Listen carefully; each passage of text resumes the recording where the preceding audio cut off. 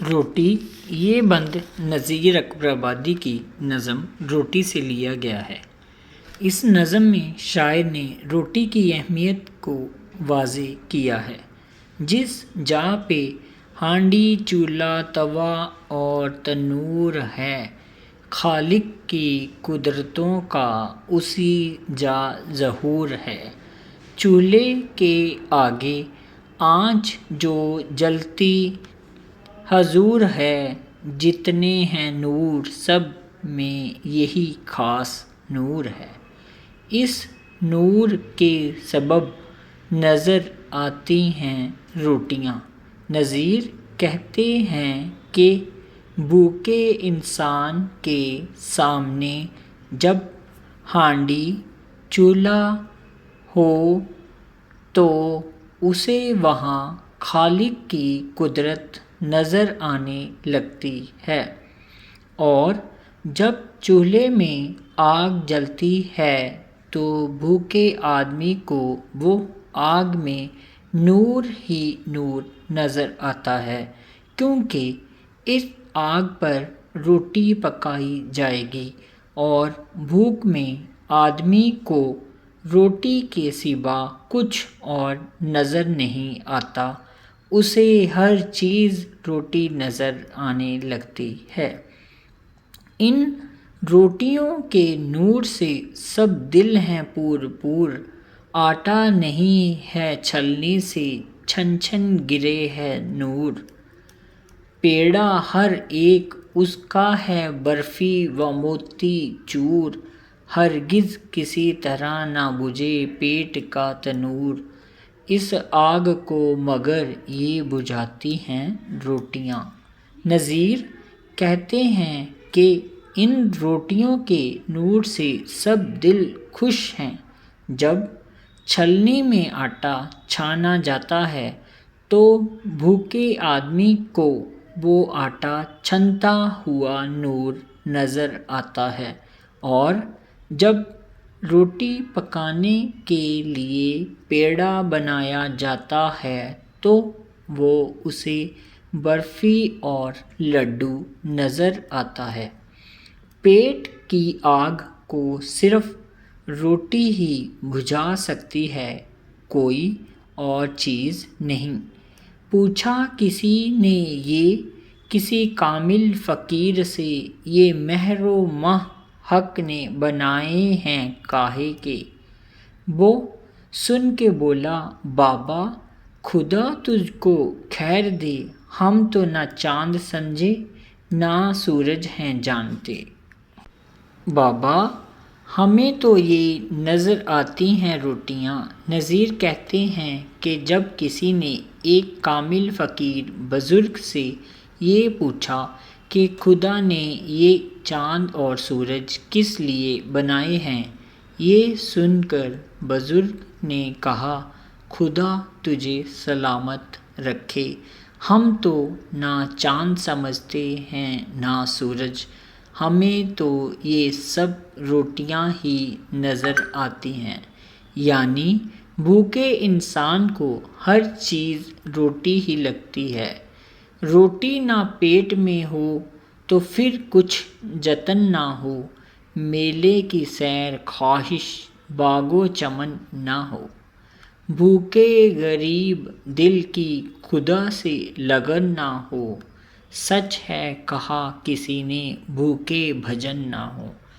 اللہ کی بھی یاد دلاتی ہیں روٹیاں۔ اس بند میں نذیر کہتے ہیں کہ اگر انسان کے پیٹ میں روٹی نہ ہو یعنی بھوکا ہو تو پھر اس سے کوئی کام نہیں ہوتا، اور نہ کہیں گھومنے کا من کرتا ہے اور نہ ہی خدا کی عبادت کرنے کا من کرتا ہے۔ اور کسی نے سچ ہی کہا ہے کہ بھوکے پیٹ بھجن نہیں ہوتے یعنی عبادت نہیں ہوتی، روٹیاں ہی اللہ کی یاد دلاتی ہیں، کیونکہ بھوکا انسان اللہ کو زیادہ یاد کرتا ہے۔ کپڑے کسی کے لال ہیں روٹی کے واسطے، لمبے کسی کے بال ہیں روٹی کے واسطے، باندھے کوئی رومال ہیں روٹی کے واسطے، سب کشف اور کمال ہیں روٹی کے واسطے، جتنے ہیں روپ سب یہ دکھاتی ہیں روٹیاں۔ نظیر روٹی کی اہمیت بتاتے ہوئے کہتے ہیں کہ انسان روٹی کے واسطے طرح طرح کے جتن کرتے ہیں۔ کوئی روٹی حاصل کرنے کے لیے لال کپڑے پہنے ہوئے تو کسی نے بال لمبے کیے ہوئے ہیں، کوئی سر پر رومال باندھے ہوئے ہے، یعنی روٹی پانے کے لیے انسان طرح طرح کے روپ اختیار کر لیتا ہے۔ دنیا میں اب بدی نہ کہیں اور نکوئی ہے، یا دشمنی و دوستی یا تن کھوئی ہے، کوئی کسی کا اور کسی کا نہ کوئی ہے، سب کوئی ہے اسی کا کہ جس ہاتھ ڈوئی ہے۔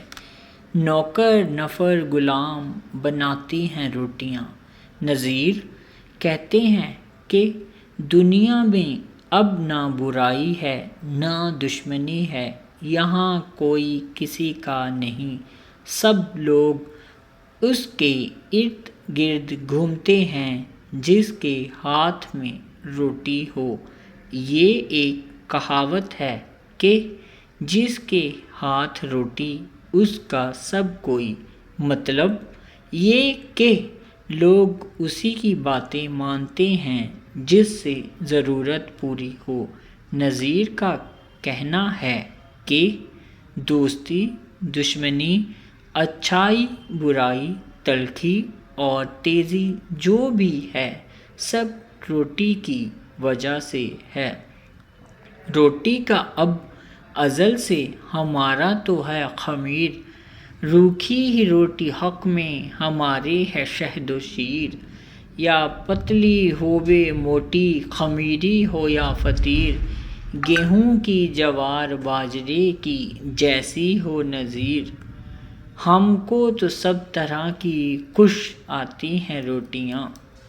نظم کے آخری بند میں نظیر اپنے آپ سے مخاطب ہو کر کہتے ہیں کہ روٹی کا انسان سے ازل یعنی شروع سے تعلق رہا ہے۔ بھوکے انسان کو سوکھی روٹی بھی دودھ اور شہد کی طرح معلوم ہوتی ہے، چاہے وہ روٹی موٹی ہو یا پتلی، خمیری ہو یا چپاتی، گیہوں کی ہو یا جوار کی، کسی سے بھی بنی ہو، ہمیں تو ہر طرح کی روٹی اچھی لگتی ہے، کیونکہ پیٹ بھرنے کے لیے روٹی چاہیے، پھر وہ کسی کی بھی بنی ہو۔ بھوک میں انسان کو ہر طرح کی روٹی اچھی لگتی ہے، وہ یہ نہیں دیکھتا کہ تازہ ہے یا باسی، ہمیں تو بس روٹی چاہیے۔